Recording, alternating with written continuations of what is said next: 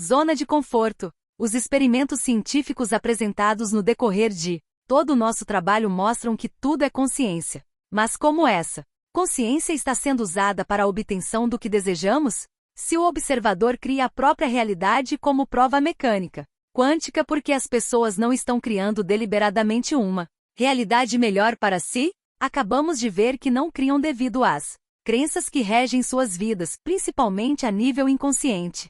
Se a consciência cria toda a realidade, ela vai criar a realidade do indivíduo de acordo com as limitações do seu sistema de crenças. Dessa forma, todas essas afirmações formam um modelo da realidade, criam um programa que fica sendo executado no mental daquela pessoa, obstruindo qualquer possibilidade de crescimento. Veja que a limitação não existe, mas a pessoa cria e sustenta a própria limitação. E sabendo disso, por que não sai das limitações autoimpostas? A questão fundamental é a zona de conforto, uma das coisas mais perniciosas que existem uma vez que impede qualquer crescimento. A zona de conforto é um nome bonito para preguiça, para acomodação.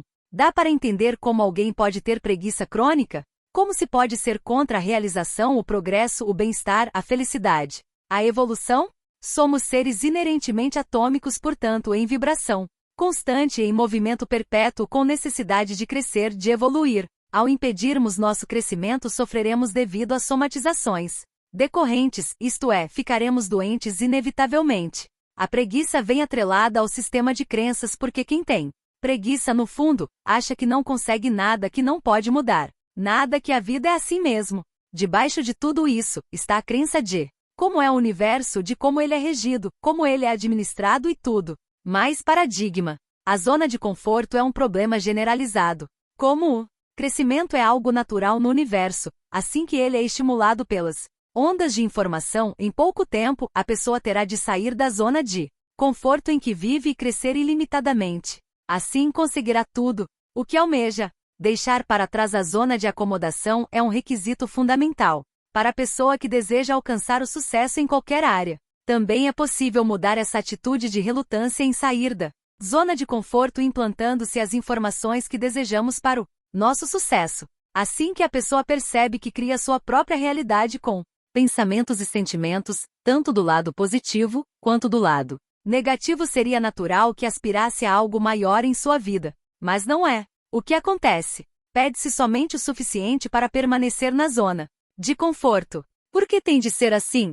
E desconfortável fundir-se com o Criador? Deve ser, só pode ser. Qual o problema se você usar a onda de informação, o mínimo que seja dela, e começar a obter tudo o que quer? A maioria absoluta das pessoas diz que quer mais dinheiro e bens materiais. Quando lhe é oferecida essa possibilidade, acabam se encolhendo. Se você deixar de andar de carro popular para dirigir uma Ferrari, uma Mercedes, um Rolls-Royce, fica mais desconfortável? É o que parece. Pois eu conheço os pedidos dos meus clientes. Quem já me pediu um império comercial, um império empresarial, um império político? Ninguém.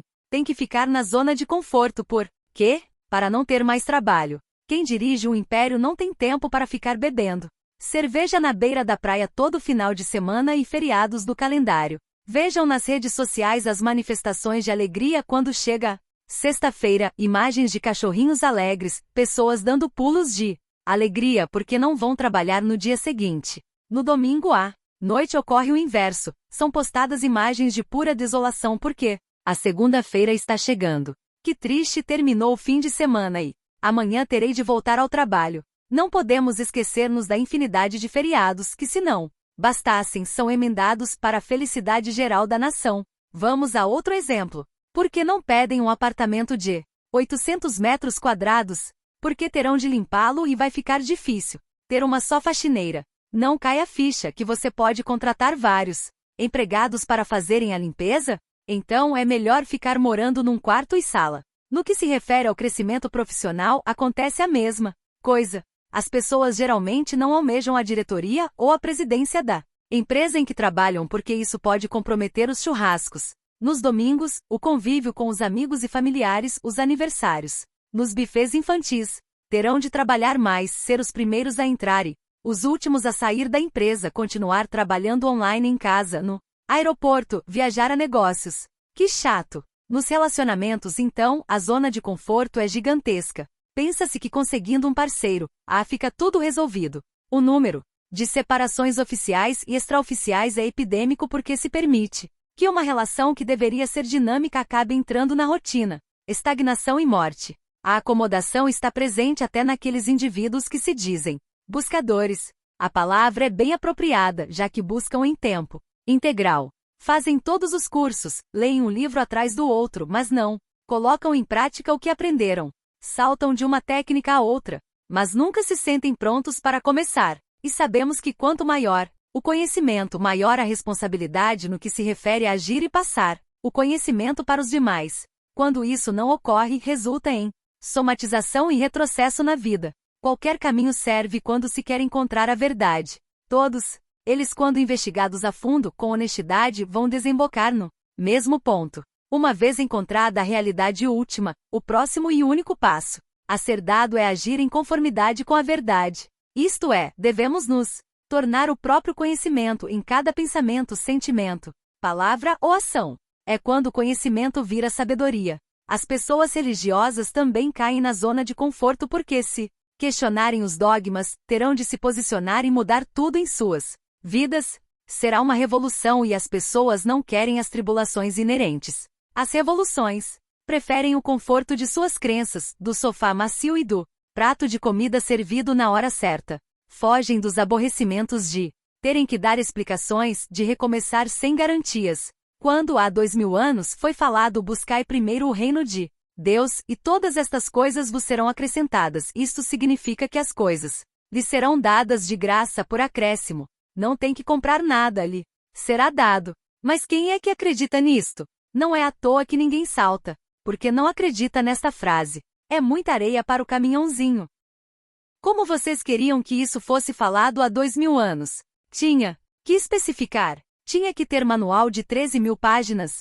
Foi dado o conceito. Não precisa mais que isso, é só pensar. A inação é a zona de conforto total. O ser que está individuado trabalha dia e noite. Trabalho no sentido de colocar energia em algo produtivo, não de esforço de trabalhar feito burro de carga. Não há como ser diferente. Esse é um sinal. Se o todo assumiu, como não trabalharia sem cessar? Se a essência dele é essa, movimento, vibração, ele fará, criará, manifestará incessantemente. Neste caso, até os instantes de ócio serão criativos. Resumindo, a questão é: tudo que se explica sobre o todo é recebido pela maioria com muita resistência. É como falam para mim: ninguém quer o que você fala. Não tem pizzaria, não tem boteco. Não tem. Quem vai querer um negócio desses? Então é um produto difícil de vender. A vassoura e o cavalo. Escutei em um programa de rádio uma pessoa dizendo: como não posso ter um cavalo de raça, uso minha vassoura como cavalo. É dessa maneira que as pessoas se acomodam às crenças da sociedade em que vivemos. Na prática, a maioria cai na zona de conforto e deixa os sonhos de uma vida melhor no esquecimento. Montam na vassoura e pensam no cavalo. Imaginem que quem fala isso tem um cérebro com 100 bilhões de neurônios e trilhões de sinapses.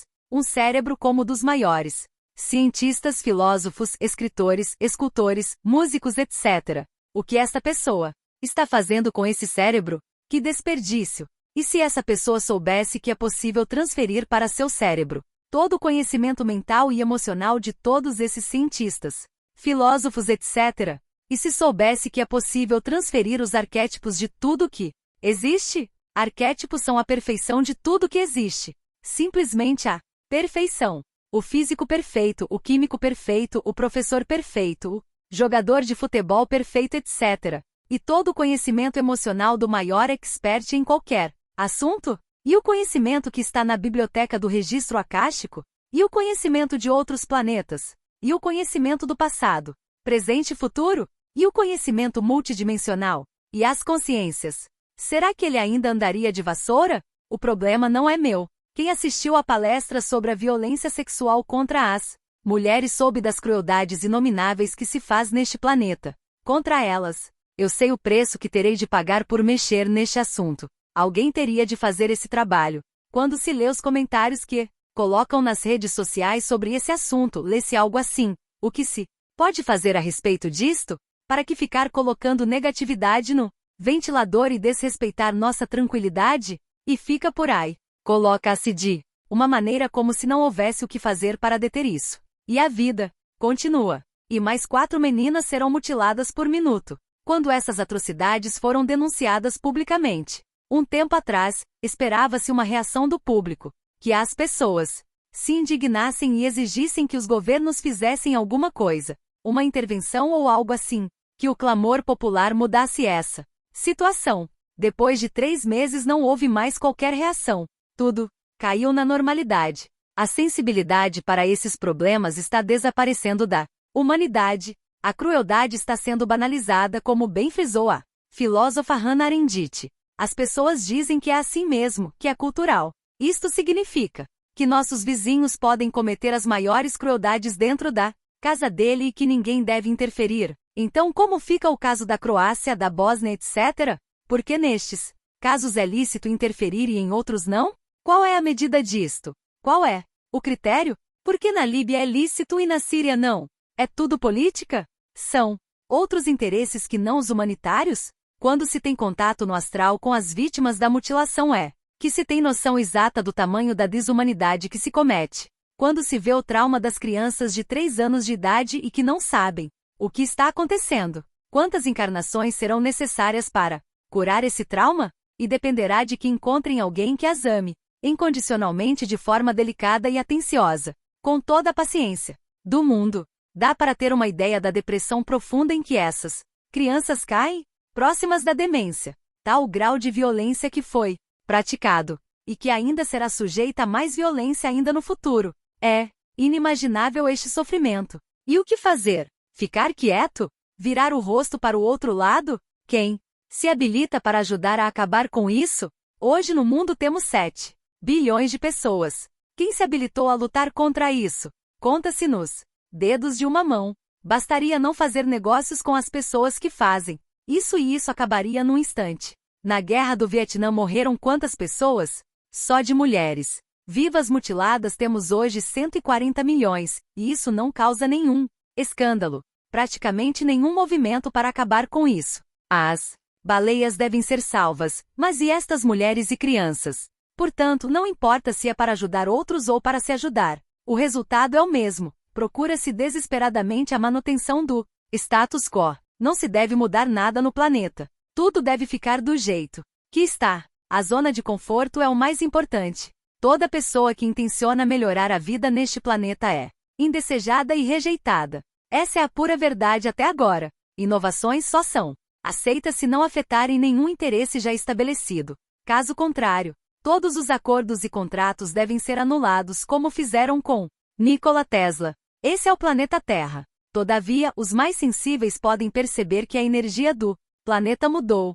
Tudo mudou. Dá para sentir no campo eletromagnético de tudo. Uma nova informação acaba de chegar ao planeta. Não dá mais para esperar que os terrestres se mobilizem. A zona de conforto é grande demais. É do tamanho do planeta, para dizer a verdade. O comodismo é grande demais. É preciso acabar com a opressão em todos os sentidos. Acabar não é fazer discursos. Acabar é impedir que se continue fazendo as barbaridades que fazem a todo instante. Virar o rosto para o outro lado achando que o problema não é nosso, é de uma inconsciência absurda. O dramaturgo Bertolt Brecht disse o seguinte: primeiro levaram os negros, mas não me importei com isso. Eu não era negro. Em seguida levaram alguns operários, mas não me importei com isso. Eu também não era operário. Depois prenderam os miseráveis, mas não me importei com isso porque eu não sou miserável. Depois agarraram os desempregados, mas como tenho meu emprego, também não me importei.